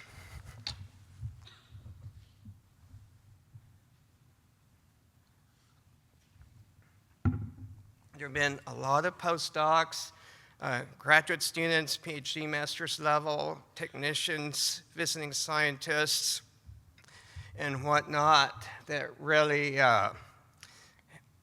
really the lifetime achievement is theirs. And then the people that got me started. My major mentor, Glenn Collins.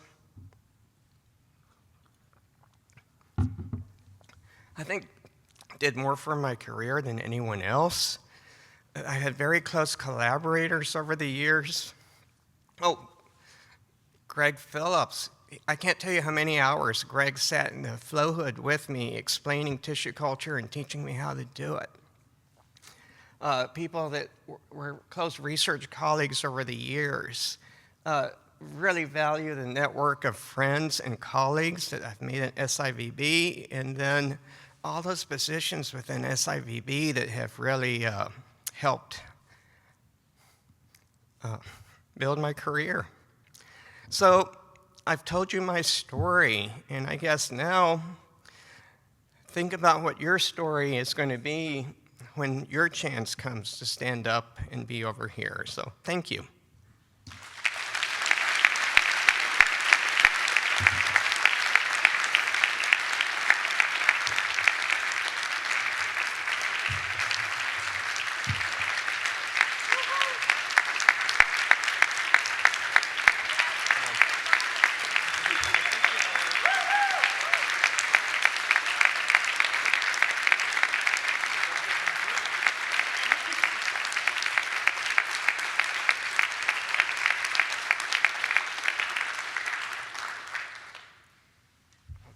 Wow.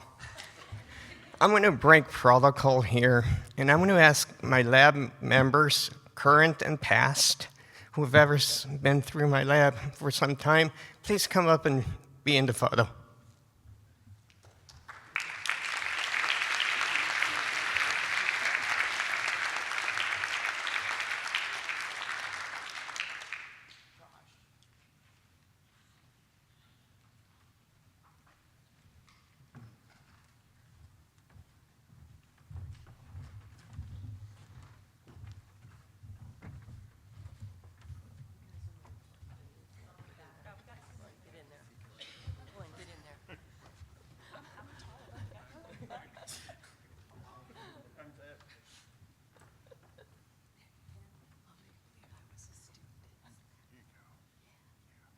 Now which challenge do I?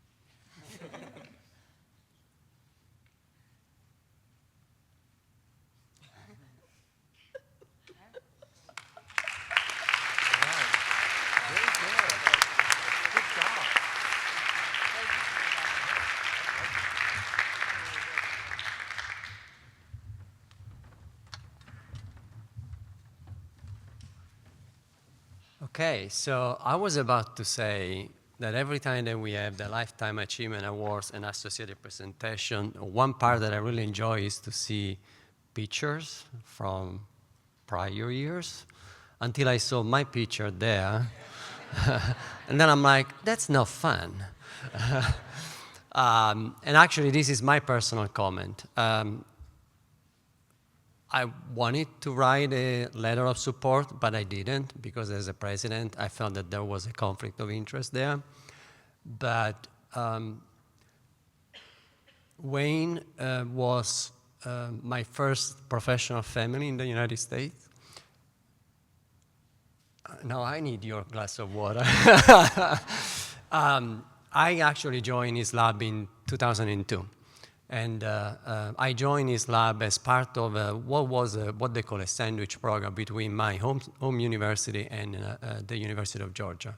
I was working on my PhD, and he welcomed me with open arms. He not only provided the right environment for me to grow professionally, but also providing me the right environment to grow, not from the professional perspective.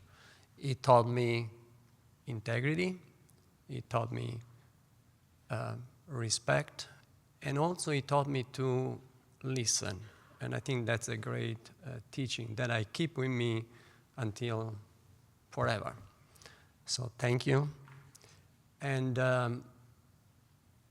he is also the one that introduced me to SIVB.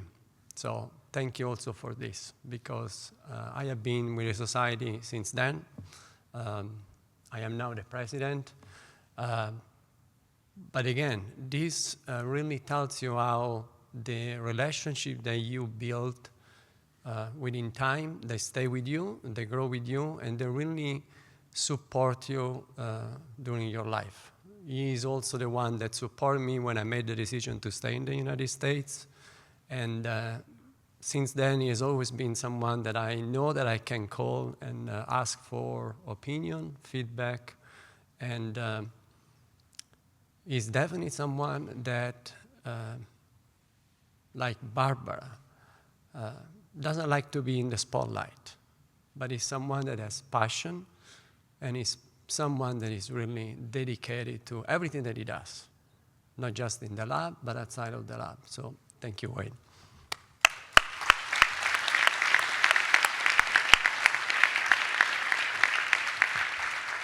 Okay, so I think with this, we are concluding this part of the ceremony. If you are a student, I'm going to ask you to stay behind because we're going to take a picture with our keynote speaker. If you're not a student, I think we're going to have the opening ceremony next door. I keep getting confused in here which direction. That way. Now I feel like a flight assistant. That way. So thank you again for joining us today, and keep enjoying the meeting, and thank you again for joining us.